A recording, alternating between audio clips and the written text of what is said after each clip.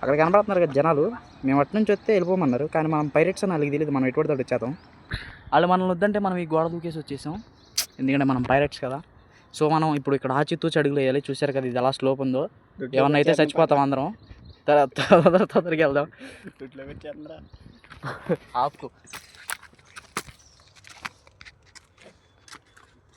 లేదు.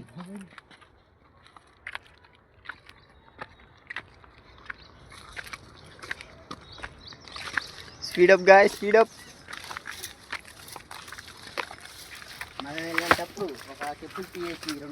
ఇలాంటి సమయంలో మనం అడుగు ఆచి తూచి వెయ్యాలి.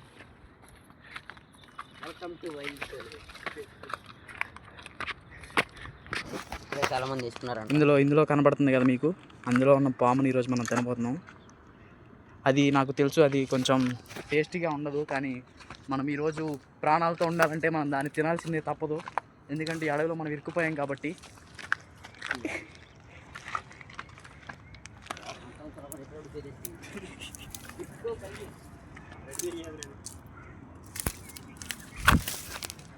సో మనం ఇటు ఎక్కాలి ఇప్పుడు.